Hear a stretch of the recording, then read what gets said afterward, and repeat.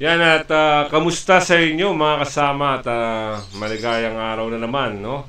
Andito naman si Kuya Goods nagbabalik at bago natin simulan ang ating reaction dito sa makikita niyong video, gusto ko muna magpasalamat sa mga subscribers natin na laging sumusuporta at tumatangkilik sa ating mga video. At syempre, yung mga bagong subscribers natin sa bagong 1,300 subscribers, yan, maraming salamat po at pumasok kayo sa channel ni Kuya Goods. Ngayon, meron tayong ipapakita sa yung video na ang tanong natin, bakit hindi maalis-alis itong mga street wheelers na ito na alam naman natin na eyesore sila doon sa mga lugar kung saan doon sila laging natutulog, naliligo, talagang pinagtitirahan na nila ito. Doon na sila naninirahan.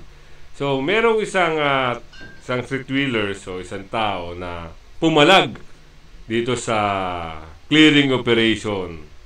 Kaya, tingnan natin to, panoorin nyo. At syempre, mag-comment na rin kayo kung ano yung mga pwede nyo sabihin di sa mga nasa loob nyo, nasa puso nyo, no?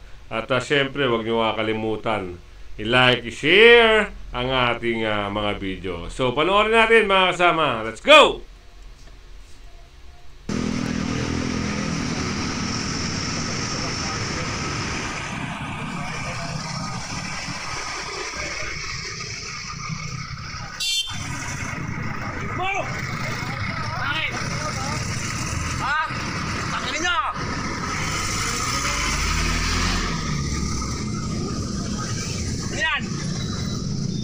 Para saan yan? Ha? Para saan yan? Panginoon nyo!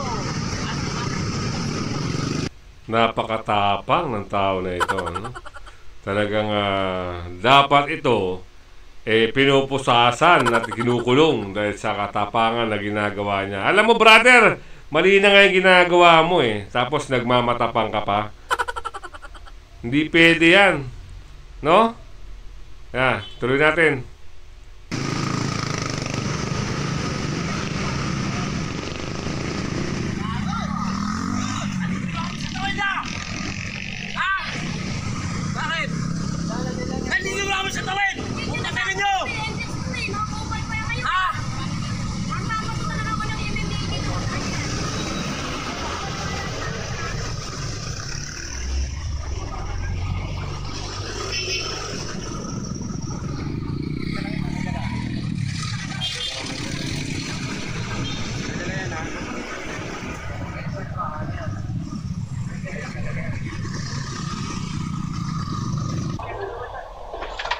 Ayun na nga isang problema, no? Bakit lagi na lang sa MMDA, no? Bakit sa lagi na lang sa MMDA na lang natasan yung mga ganyang problema? Pero ang nakakasakop naman dyan, itong mga barangay o lungsod ng pagkakalam natin, Balintawak, parang Caloocan o Quezon City.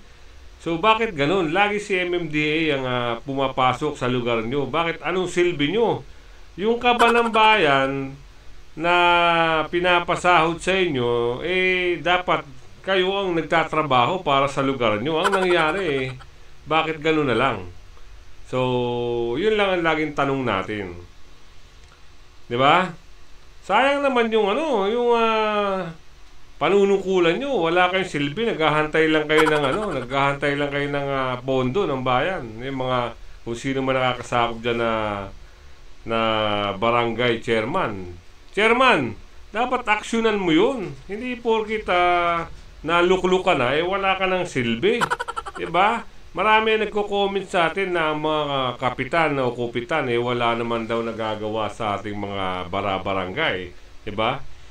Ano ba ang nagawa ng, sige, himay natin yan. Ano ba ang nagawa ng chairman? Kung halimbawa sa lugar nyo, dito sa amin parang tumanda na ako na ganito, parang wala naman akong nakita na magandang ordinansa na nagawa nitong mga to Diba? Ang alam lang nito, pag naipasa na isang araw, bukas tapos na agad. Wala nang follow up, no? Kung halimbawa, nag-feeding program, pangalawang araw, wala na yung feeding program. Tapos na. Ganun lang kasimple, pera na yon, perang malaki na yon, no? Kung halimbawa, nakapag-feeding program sila ng 2 araw, i-record nila yun ng mga 1 buwan, yung the rest nun, perang maganda yon. Alam na kung saan pupunta yun, di ba? Tama ba, Kapitan? Tama ba? Bato-bato sa langit, ang tamaan, wag magalit. So, tuloy tayo sa video. Tama natin, good. Sa pangunan ni Tatay Mario.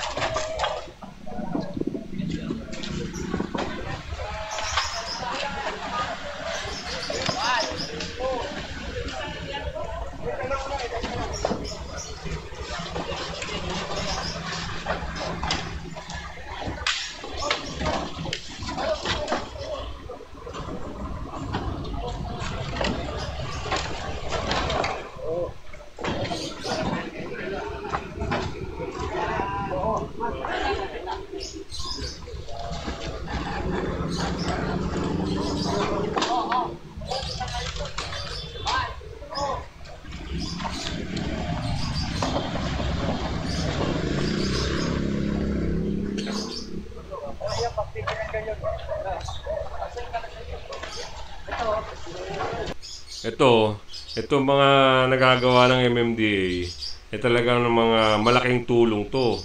Pero dapat ito ay sinusuportahan ng mga mayor o kaya mga barangay chairman. Hindi lang inaasa dito sa MMDA. Di ba? Hindi naman kayo nagpapasahod sa MMDA para ayusin ng mga lugar na hindi nyo inaayos. Di ba? Minsan talagang mabubuwisit ka sa mga ginagawa ng mga bara-barangay. Problema nila, ipapasa nila. Ganun ang laging nakikita natin. Sige, isipin nyo, sa dami-dami na ng mga clearing operation, puro sa LGU humihingi ng tulong, sa national, sa MMDA, itatawag pa sa 888, di ba? Yan ang katotohanan. Pero dapat kasi, yung barangay, kung talagang gusto mong ayusin, ayusin mo. Nasa sa'yo naman yan eh. Pero kung hindi mo kaya, mag-resign ka na, Kap. Mag-resign ka na. Wala ka rin magagawa hanggang matapos ang termino mo. Puro lang pagpapalawak, pagpapapaldo sa bulsa mo. Yun lang ang magagawa mo talaga, Kap.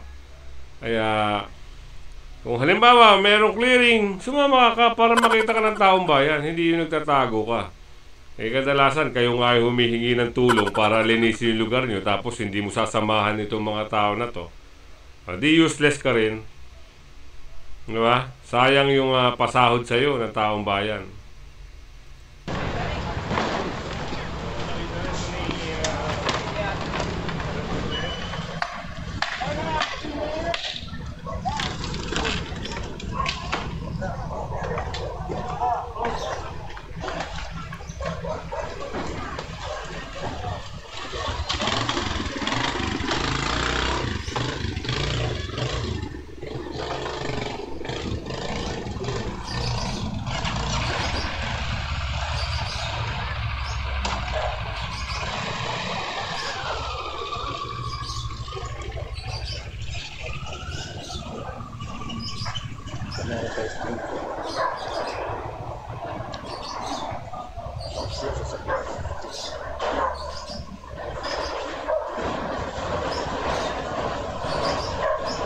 Isa pa, nakita natin yung basura sa may gilid, no? Balik natin para makita nyo rin.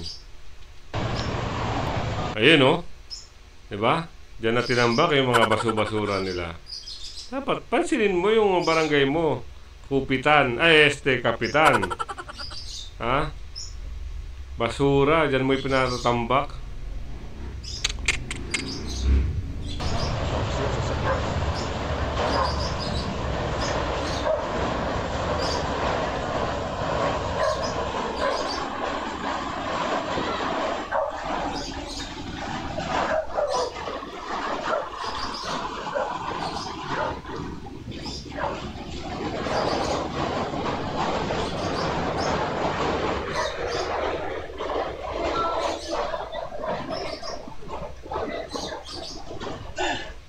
Di pinatak. Ayan.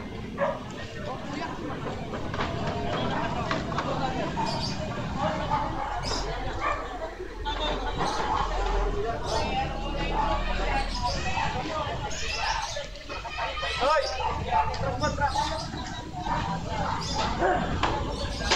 Laki nito, mga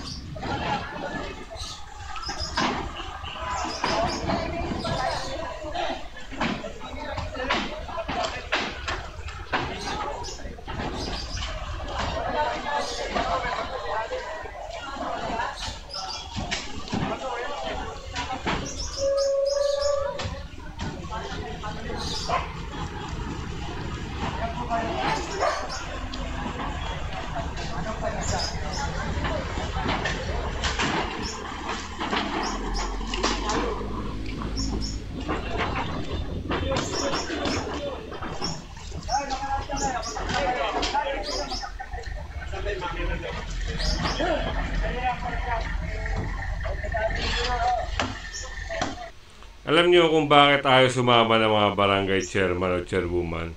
Dahil natatakot sila na baka hindi na sila iboto na mga kabarangay nila. Na baka isipin ng mga kabarangay nila na sila ang nagpapalinis ng lugar nila. Kaya siguro ganun ang napapansin natin. Pero dapat ipakita mo kung ano yung tama, chairman. Hindi yung pinapabayaan mo lang. Alam mo nang mali yung nangyayari, pinapabayaan mo lang. Ibig sabihin, hindi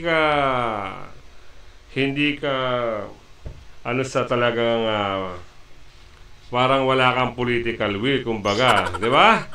Ganun lang kasimple, pero ganun talaga ang nangyayari. Sana nga, lagi nating sinasabi na kung wala naman palang saysay yung ginagawa ni chairman, mag-resign na lang o kaya tanggalin na lang ang mga kapi-kapitan. Isa rin yan, yung mga barangay na yan. Isa rin yan kasi malaki ang tulong yan, malaki ang ambag yan para doon sa mga mayor naman na tumatakbo. Sila yung mga resources ng mga mayor o yung mga tumatakbo sa politika. Kaya pinangahawakan din nila yung mga barangay chairman na yan. Dahil kung halimbawa si chairman ay hawak ng isang politiko na to, malaki yung ambag. Yun siguro talagang ano. Pero kung kayo naman gusto nyo talaga ng pagbabago, kahit na manalo at matalo kayo, at least nagawa nyo yung gusto nyo mangyari sa lugar nyo. Pansinin nyo sa Marikina, bakit hanggang ngayon napakaganda ng Marikina, di ba? Isipin nyo, sidewalk ng Marikina napakalapad, wala kang makita obstruction. Ang palengke nila napakalinis, di ba? Ang mga basuri nila may mga color coding. Pag lumabag ka, mumultahan ka. Yan ang katotohanan.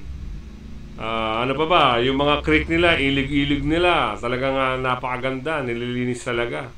Dito, noong panahon lang ni PRD, napalinis yung mga creek, mga ilog, yung mga nakatirang bahay sa mga tabing creek. Ayun, pag nagawa niya ng paraan. Tapos ngayon, ayun na naman! Ano ba yun? Talagang ibang klase, no? Talagang sumasabay lang talaga sa agos.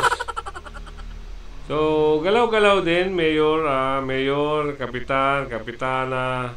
So, wag lang puro pera ang iniisip. Kahit pa paano yung pagsasaayos din, no? Tsaka yung pero ito ang masasabi ko. Meron akong napansin talaga napakagandang pamuno. Marikina, the best, no? Bayani Fernando, nagpalinis ng EDSA, nagpalinis ng sidewalk. Talaga yung mga legal vendor, nilinis niya. Yung mga nagtitinda-tinda ng sigarilyo sa mga overpass, yan, pinatanggal niya yan. Pero dapat yung mga sumunod, wala na pakialam. Parang hatag na lang ang iniisip ng mga yun. Puro hatag na lang. Puro pera. Wala na yung pagpapaganda. Ang mindset nila pera. So, tuloy natin to.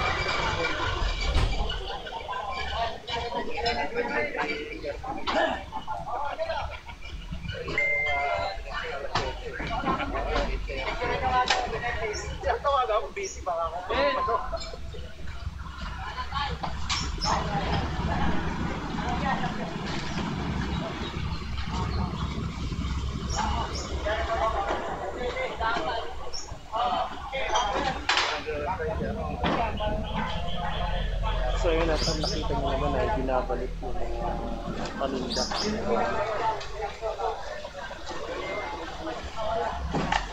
Ito yung laman. Ang kinukuha lang yung karton, patuwatos niya. Ito yung tutong sa kanila. At sinabi naman ako lahat ako.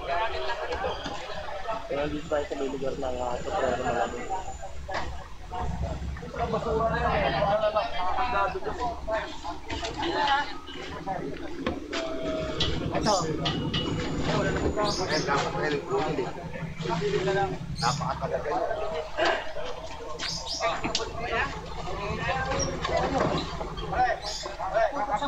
Pare, bigyan nyo ng data dito.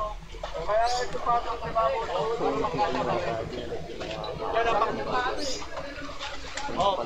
Yan, doon naman sa mga na-clearing, sana sa susunod, huwag nyo nang uulitin. Kasi, hindi naman yan para sa inyo talaga dahil hindi yan sa inyo.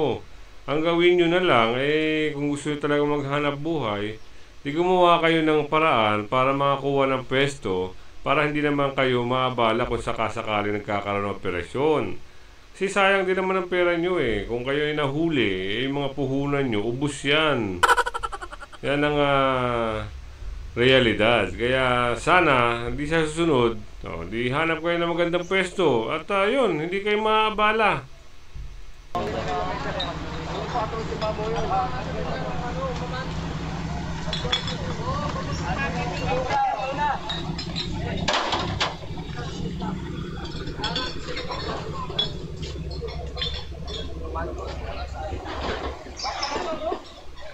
At ito walang laman.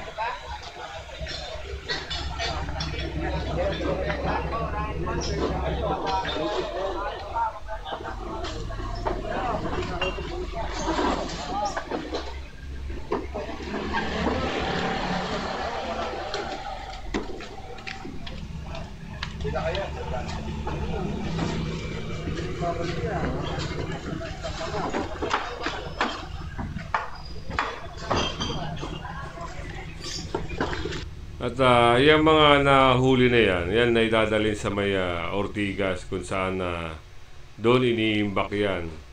At talagang pag alam na talagang hindi na matutubos, hindi na pinupuntahan, ay talagang tinatapo na rin yan. Yan.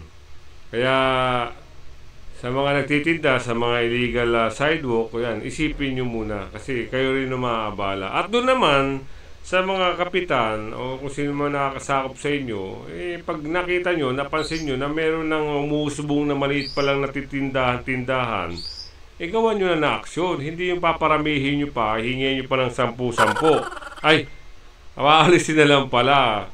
Kasi mahirap, di ba?